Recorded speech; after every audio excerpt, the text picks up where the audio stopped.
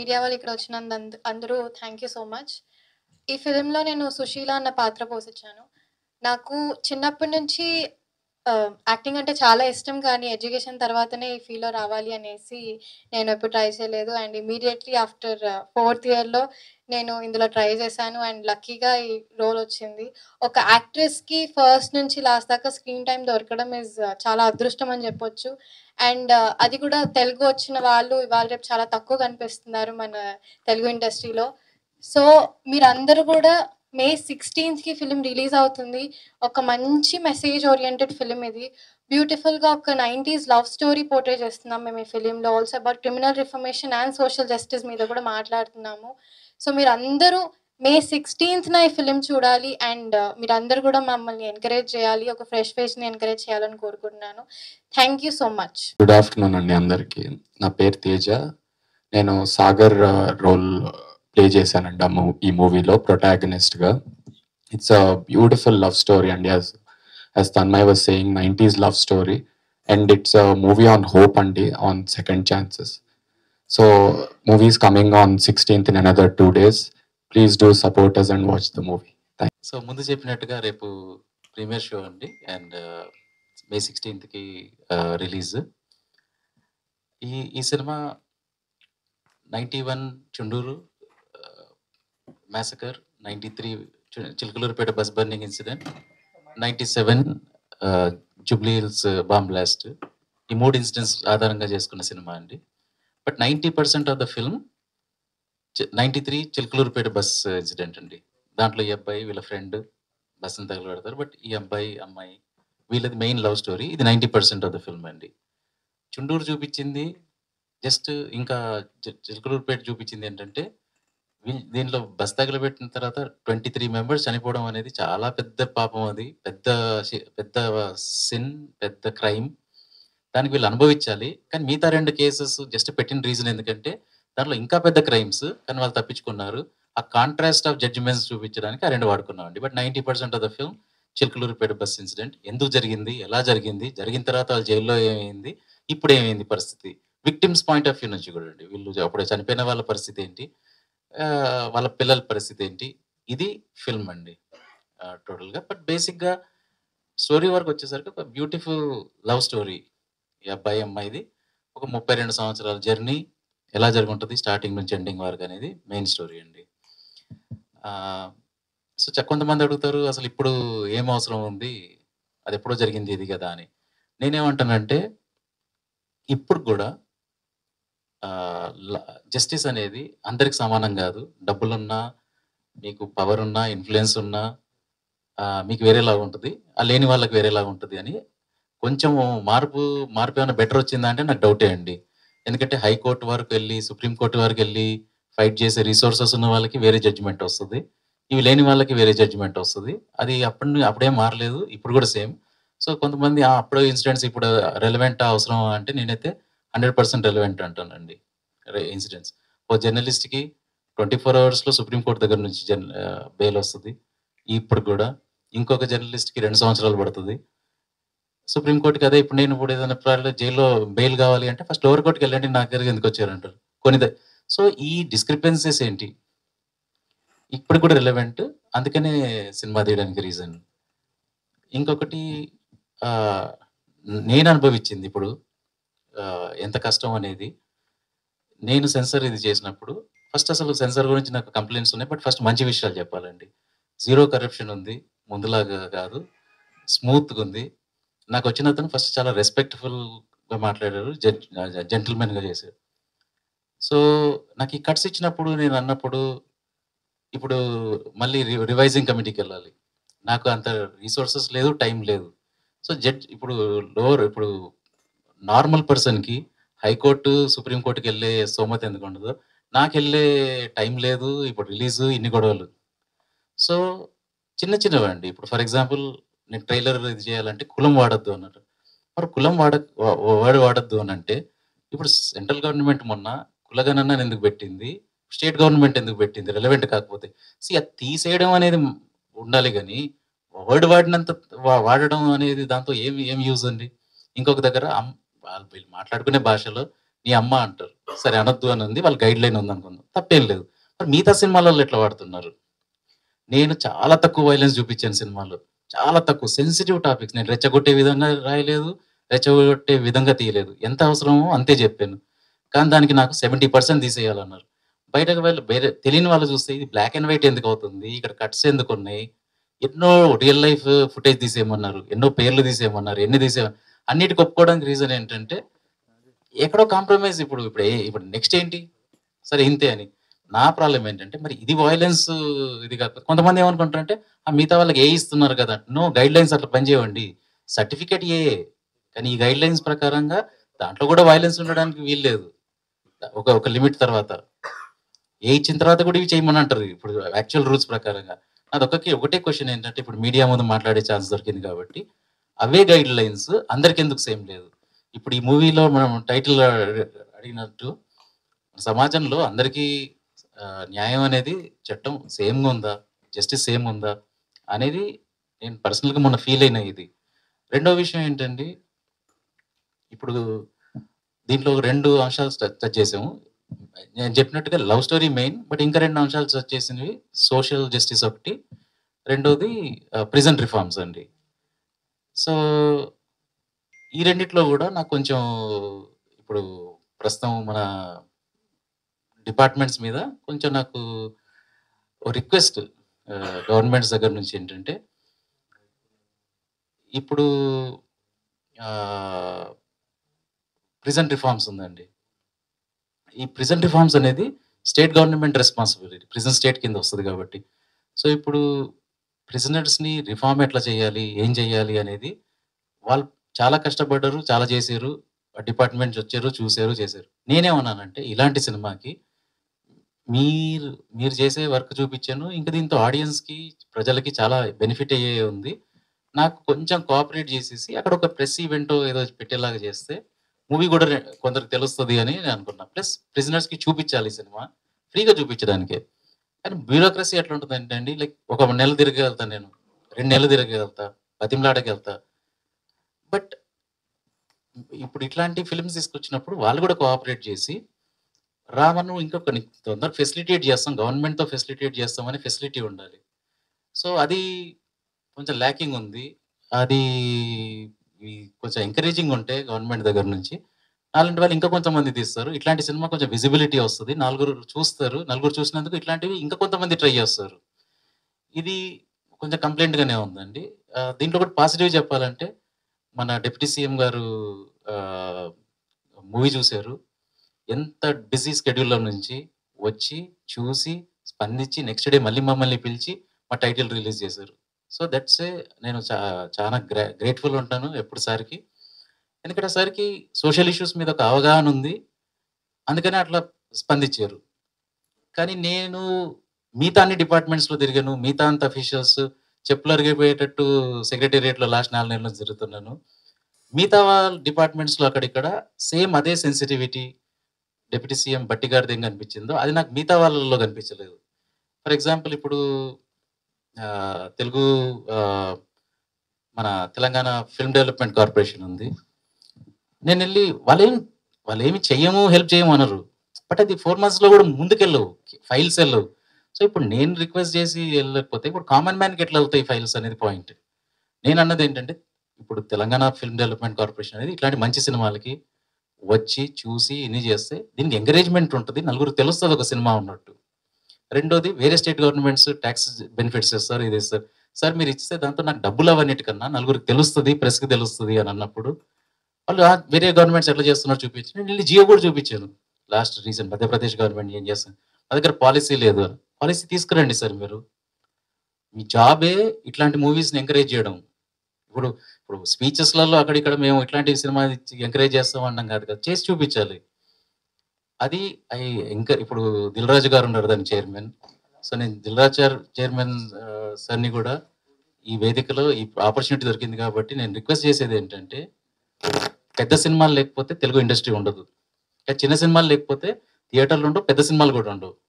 So ఇట్లాంటి వాటిని encourage చేయడం గవర్నమెంట్ రెస్పాన్సిబిలిటీ. ఇప్పుడు బట్టి గారు ఎట్లా చేశారు, మిగతా డిపార్ట్మెంట్స్ అందరూ కూడా అదే సెన్సిటివ్ తోటి ఇట్లాంటి దాన్ని ఎంకరేజ్ చేయాలి అనేది ఒక రిక్వెస్ట్ చేస్తున్నాను నేను. నాది ఎట్లయినా అయిపోయిందండి. బట్ రేపొద్దున ఇంకా కొన్ని ఫిల్మ్స్ వస్తాయి. ఇప్పుడు ఫర్ ఎగ్జాంపుల్ 'మల్లేశం' అప్పుడు గవర్నమెంట్ ఎంకరేజ్ చేసింది కాబట్టి నలుగురికి తెలిసింది, నలుగురు చూసారు. అది చూసారు కాబట్టి 'బలగం' ఇంకొకరు వచ్చి చేశారు. ఇంకొకరు వచ్చి ఇంకొకటి చేస్తారు. ఇప్పుడు ఇట్లాంటి మూవీస్‌ని గవర్నమెంట్ ఎంకరేజ్ చేస్తే బోత్ గవర్నమెంట్స్ అక్కడ గవర్నమెంట్ మన ఆంధ్రప్రదేశ్ గవర్నమెంట్ కూడా హోమ్ మినిస్టర్ వాళ్ళకి మేము రిక్వెస్ట్ చేసి ఇవన్నీ చేసాం. అక్కడ కూడా పెద్దగా ఏమి నాకు ఇది రాలేదు.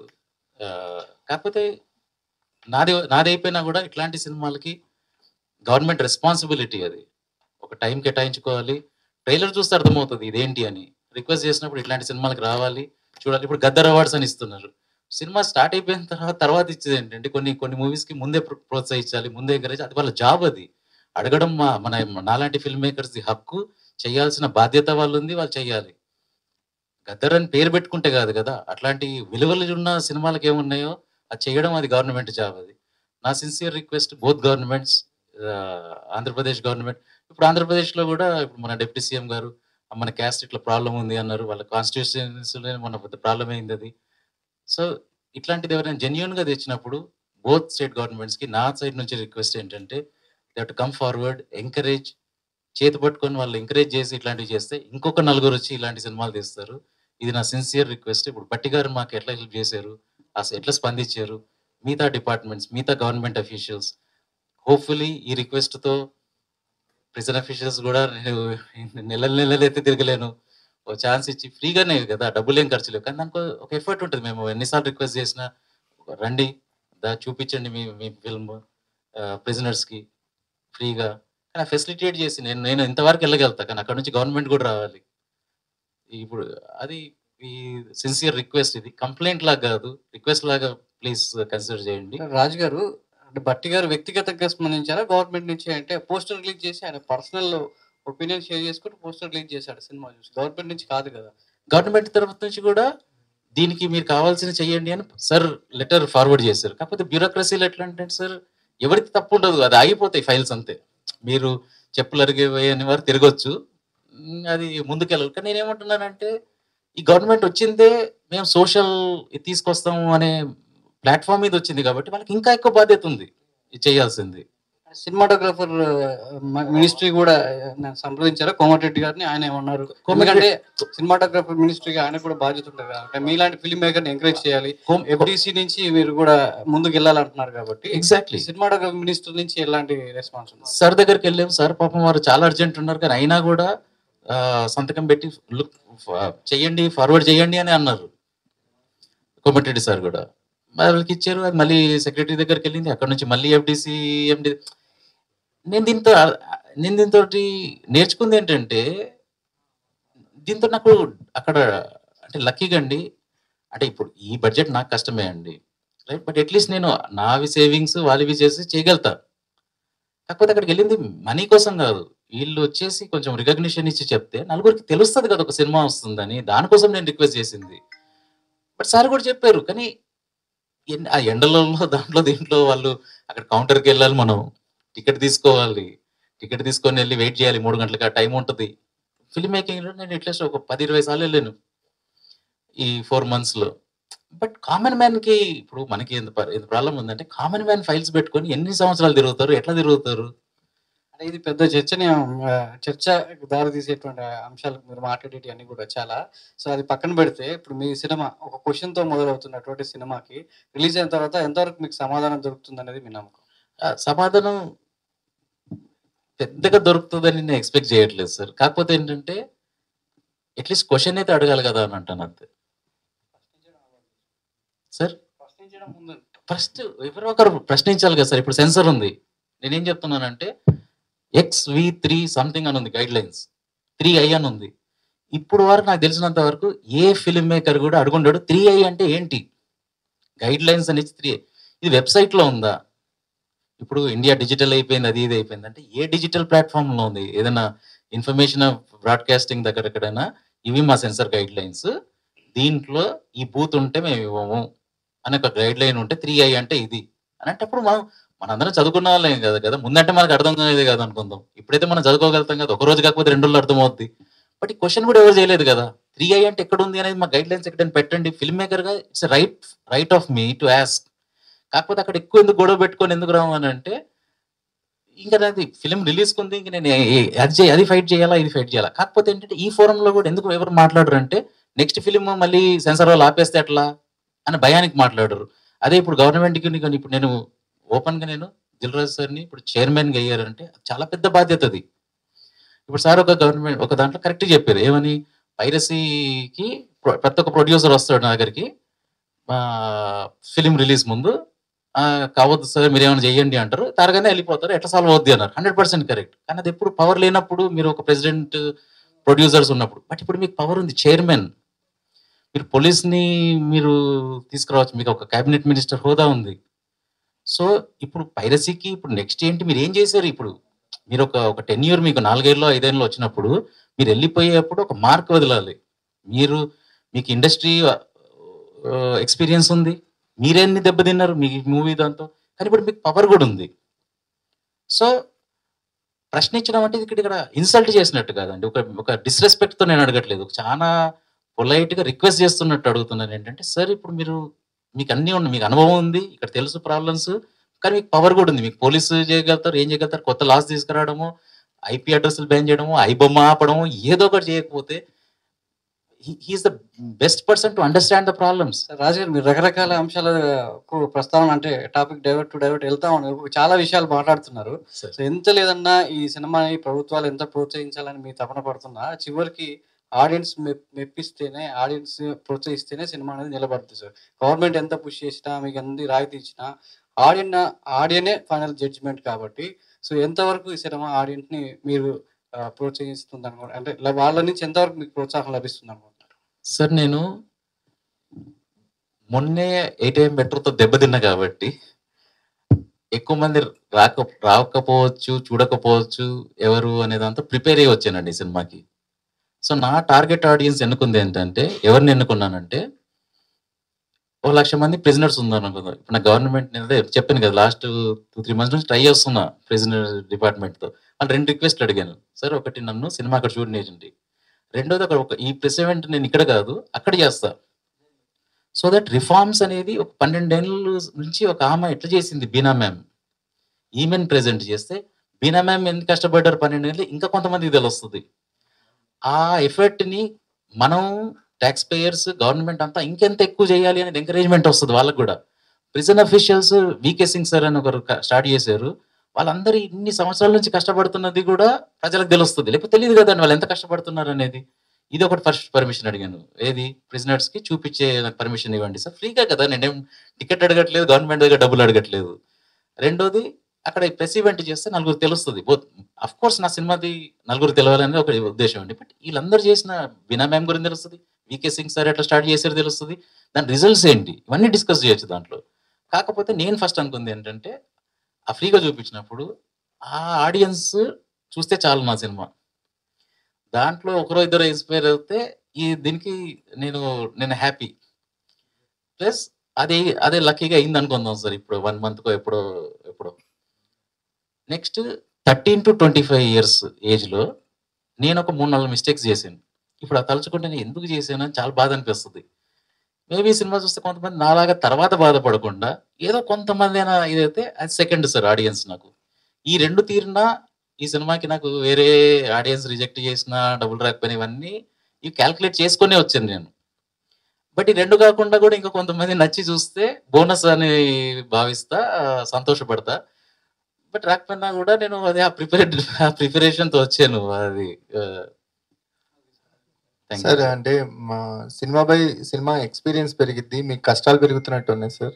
అంటే ఈ సబ్జెక్ట్ నేను ఎంత చేయగలుగుతా దానికన్నా పెద్ద సబ్జెక్ట్ సార్. అంటే in terms of actors, locations, budget అని, ప్లస్ సెన్సిటివ్ టాపిక్ ఏంటంటే దాన్ని రెచ్చగొట్టే విధంగా తీయకుండా చాలా దాన్ని సెన్సిటివ్గా చేసి ఉన్న హేట్రెడ్ని ఇంకా కొంచెం కలపడానికి చేయాలి అని అంటే కొంచెం చాలా కత్తిమీద సాము లాంటిది, చాలా కష్టమైన ఎఫర్ట్. సో చాలా కష్టమైంది సార్ ఇది. బట్ ఆ ఇంటెన్షన్ ఏదైతే ఉందో అది మంచి ఇంటెన్షన్ కాబట్టి దాన్ని ఇది ఎంత కష్టమైనా చెప్పాలి అనే దాంతో ముందుకెళ్ళింది సార్. ఇది మీ ఆలోచన ధోరణి ఇలాగే ఉంటుందా, లేకపోతే మళ్ళీ మేము చూసే రెగ్యులర్ స్టోరీస్కి వచ్చేస్తారా 23 తర్వాత? అంటే ఆ రెగ్యులర్ స్టోరీస్ చేయడానికి చాలా మంది ఆల్రెడీ ఉన్నారు సార్, దాన్ని నేను చేయాల్సిన అవసరం లేదు. ఏదైనా ఐడియా ఎవరైతే చెప్పట్లేదో అట్లాంటి ఐడియా వస్తే చెప్తాను. దానికి రెగ్యులర్‌గా చెప్పేసారు ఆర్ ఇంకా చాలా మంది చెప్పేవాళ్ళు ఉన్న దాంట్లో మాత్రం నేను చేయకుండా అని చెప్పాలని కాకుండా ఎంటర్టైన్ చేయాలి అనే ఉద్దేశంతో సినిమాలు తీసే ఉద్దేశం ఉంది. అంటే ఇది ఎంగేజింగ్ ఉంది కదా సార్. సార్ ఎంటర్‌టైన్‌మెంట్ అంటే నేనేమంటానంటే as long as it's engaging it's entertainment.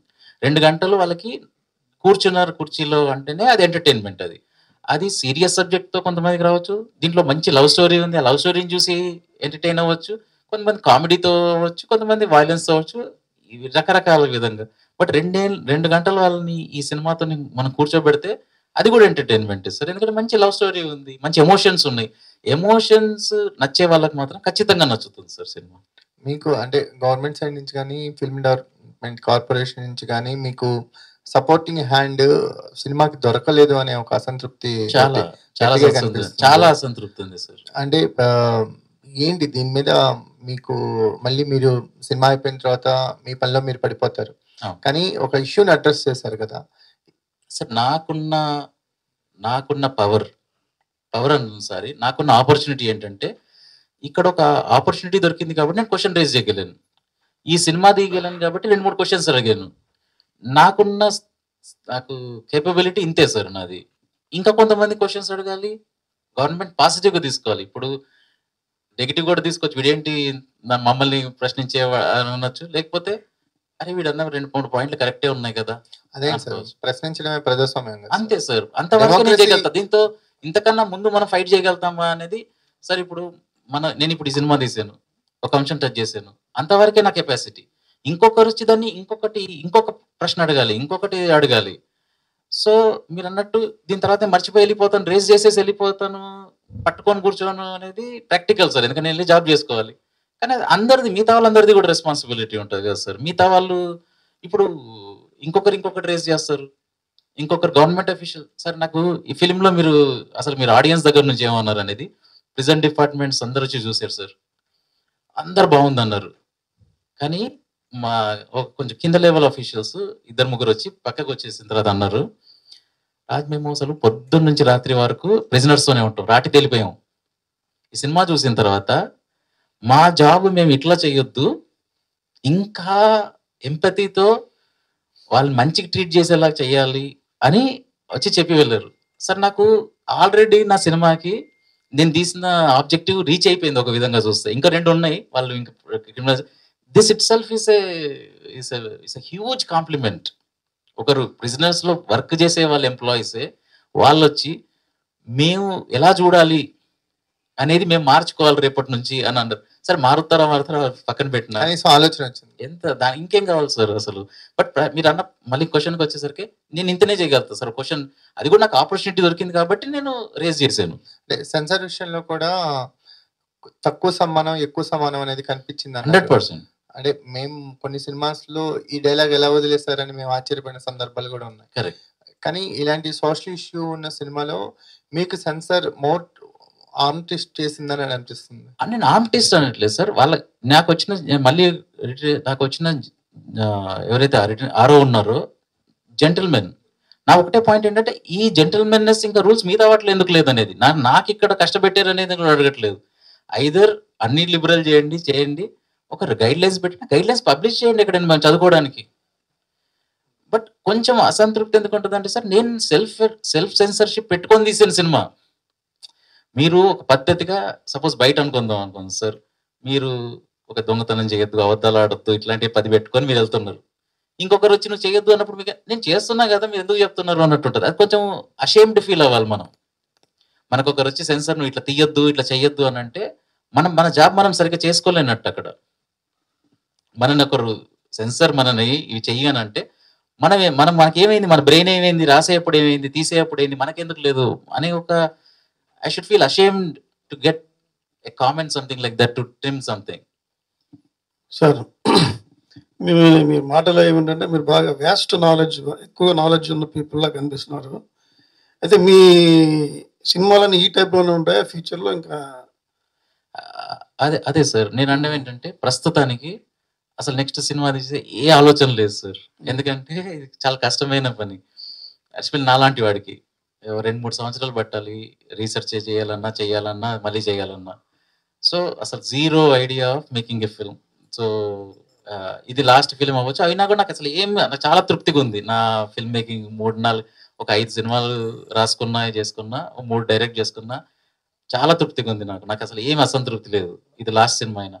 But suppose ఏమన్నా మళ్ళీ నెక్స్ట్ ఐడియా వస్తే, ఇంత స్ట్రాంగ్ ఐడియా వస్తే, అరే ఇది ఎక్సైటింగ్ ఉంది కదా, 2 సంవత్సరాలు కష్టం ఉంటుంది, మళ్ళీ రిలీజ్ ప్రాబ్లమ్స్ ఉంటాయి, ఇవన్నీ ఉంటాయి అంటే ఈ ప్రాబ్లమ్స్ ని కన్నా ఇంకా పైగా ఉండాలి ఆ ఐడియా. అప్పుడు సేమ్ ప్రసూతి వైరాగ్యం లా సార్, ఒక పిల్లోడు వచ్చిన తర్వాత అమ్మో నాతో కాదు అని వాళ్ళు భయపడేట్లేస్తారు, మళ్ళీ అది మర్చిపోయిన తర్వాత మళ్ళీ ఒక ఇంట్రెస్ట్ వచ్చిన తర్వాత అరే మరీ బాగుంటుందేమో అని, అప్పుడు ఎట్లాంటిది ఏమైనా ఐడియా వస్తే చూస్తాను సార్. మీ ఐడియాని కామన్ ఆడియన్ ఏమైనా థింక్ చేయగల, రిసీవ్ చేసుకోగలరా?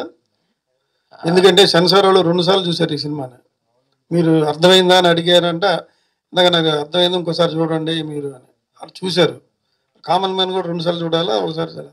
లేదు సార్, అంటే నేను వాళ్ళు సారీ నేను మరి సరిగ్గా ఎక్స్ప్లెయిన్ చేయలేదేమో సార్. మీకు అర్థమైందా అన్న తర్వాత, నేను ఎక్స్ప్లెయిన్ చేసిన తర్వాత, బయట ఉండమన్న తర్వాత వాళ్ళు మళ్ళీ చూడలేదు, వాళ్ళు మళ్ళీ డిస్కస్ చేసుకున్నారు వీడు అన్న పాయింట్ లో. అందుకని నేను I have great respect to the officer who came. ఎందుకంటే నా మాట కూడా విన్నారు. నుంచి ఇంకా కట్స్ దగ్గర నేను కొంచెం ఇది ఉన్నాను, బట్ వాళ్ళు బయటికి రమ్మని వీడన్న పాయింట్ లో కరెక్టే ఉంది కదా, ఈ సినిమా తర్వాత ఏంటి, వీళ్ళు బయటికి ఎట్లా వచ్చారు థియేటర్ లో నుంచి, ఇంకా హింస చేయాలని వచ్చారా, చెయ్యొద్దని మీకు ఏమనిపించింది అన్న తర్వాత నన్ను కూర్చోబెట్టి నన్ను నెక్స్ట్ క్వశ్చన్ ఏం అడిగారంటే, సార్ నీకు 23 అని టైటిల్ చూస్తుంటే ఏం గుర్తొస్తుంది నీకు, మరి చనిపోయిన వాళ్ళు గుర్తొస్తారు కదా, దీనికి ఏ వచ్చింది సార్, మీరు అట్లా ఆలోచిస్తున్నారు. నేను ఆలోచిస్తుంది ఏంటంటే, వాడికి ఎవ్రీ సెకండ్ గుర్తుకు రావాలి, 23 ప్రాణాలు తీసాను అనే అది ఎంత పెద్ద పాపం చేశాను అనేది ఎవ్రీ 23 నిమిషాలకి 23 క్షణాలకు గుర్తు రావాలి వాడికి. అది నేను అనిపించింది సార్. అంటే వాళ్ళు కన్విన్స్ అట్లీస్ట్ నాకు అక్కడికి ఇచ్చారు. ఈ 13 కట్లు ఇవన్నీ కూడా రాకపోతే బాగుండేది, బట్ అట్లీస్ట్ అంతవరకు అయితే విన్నారు నాది. సరే, ఇందాక మీరు అంటే అవుట్ ఆఫ్ సినిమా ఈ అవార్డులు అనేది బిఫోర్ ఇవ్వాలి అన్నట్టుగా అన్నట్టున్నారు. నేను అనలేదు సార్, నేను అన్నది ఏంటంటే తర్వాత అవార్డు, ఇప్పుడు చిన్న సినిమా ఇట్లా తీసాను, తర్వాత నాకు అవార్డు ఇస్తే ఏం యూస్ సార్, మీరు ముందొచ్చి సినిమా చూసి, అన్ని సినిమాలు చూడడానికి వాళ్ళకి టైం లేదు కదా సార్, మినిస్టర్లు ఉన్నారు, ఎన్నో లక్ష పనులు ఉంటాయి, బట్ ట్రైలర్ ఉంది. నేనేమన్నా ట్రైలర్ చూసి ఇది మంచి కరెక్ట్ కాస్ అనిపిస్తే మీ డిపార్ట్మెంట్ వచ్చి చూసి మళ్ళీ సార్ ఇప్పుడు ప్రెస్ ఉన్నారు, మీకు ఎందుకు వేస్తాం సార్, ఇప్పుడు ఈరోజు ప్రెస్కి ఎగ్జామ్ ఇది సార్, చూడండి బాగాలేకపోతే మీరు రాయండి, బాగుంటే మాత్రం మంచిగా ఎంకరేజ్ చేయండి సార్ అని అంటాం. వాళ్ళకు కూడా చెప్పేది అదే కదా సార్, మీరు చూడండి, నేను చెప్పింది ఏంటంటే ట్రైలర్ చూడండి సార్, ఇది మీరు గవర్నమెంట్ చేయాల్సినవి 2 విషయాలు ఉన్నాయి దీంట్లో ఉన్నాయి అనిపిస్తుందా మీకు, సోషల్ జస్టిస్ ఒకటి ఉంది, ప్రిజన్ రిఫార్మ్స్ ఒకటి ఉన్నాయి, ఈ 2 గవర్నమెంట్ రెస్పాన్సిబిలిటీస్ అయినా దీంట్లో కనిపిస్తుందా మీకు ట్రైలర్లో, కనిపిస్తుంది అని అంటే వచ్చి చూడండి సార్, చూసిన తర్వాత కూడా చెయ్యండి అని మనకి ఏ హక్కు ఉంటుంది సార్ గవర్నమెంట్ ఎంకరేజ్ చేయడానికి, చూసి నచ్చితే అప్పుడు చెయ్యండి అని అన్నా. సో బట్టి గారు కూడా చూసి ప్రెస్ కాన్ఫరెన్స్ అట్లాంటిది ఏమి ఇవ్వలేదు సార్, చూసారు సార్. అప్పుడు సార్ని అడిగింది, సార్ చూస్తే మీకు నచ్చితే ఓ టైటిల్ రిలీజ్ చేస్తే నలుగురికి మాకు తెలుస్తుంది అంటే, సార్ పిలిచి అన్ని పనులలో పక్కకు పెట్టి మాకు చూపించి ఇది చేసి ఎంకరేజ్ చేశారు. సో ఆ స్పందన అది అన్ని డిపార్ట్మెంట్లలో ఉంటే బాగుంటుంది అని అనిపించింది.